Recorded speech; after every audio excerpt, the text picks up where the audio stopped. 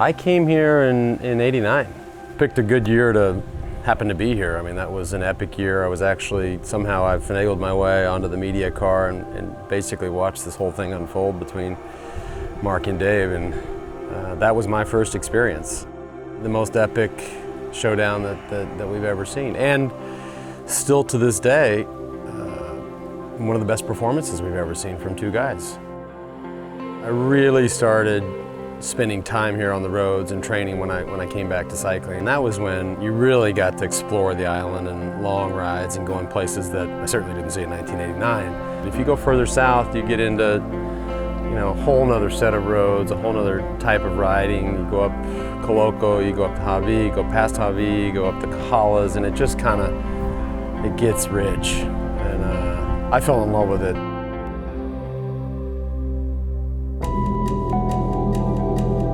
I wanted to do this race last year, and I had not been training enough and wasn't in a position to do it. But also, if Kona is an objective for the end of the year, you get to see essentially half the bike course and race it under race conditions, which I think is, it's not the same as the Ironman, but it has something to it. I mean, you're going to experience the same crosswinds, you're going to experience that downhill coming out of Javi with those crosswinds. I think there's something to be said for that.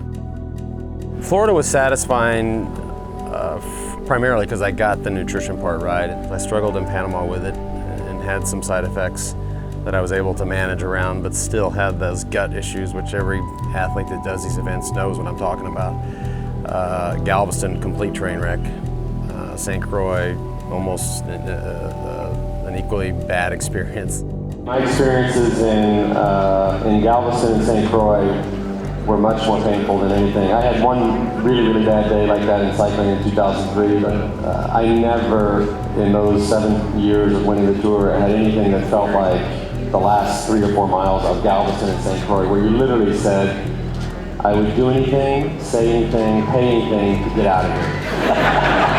Right now, give me the out of here. You can't simulate these things in training. I mean, go out and ride hard and run hard, but there's nothing compares to racing them. So I wanted to go to Florida, and finally, probably some of it by planning, some of it by luck, I finally nailed the nutrition piece and came to the bike fresh and ready to run, and got on the run and was just steady and consistent, and that all added up to a win, which was nice too. I would love to win in Kona.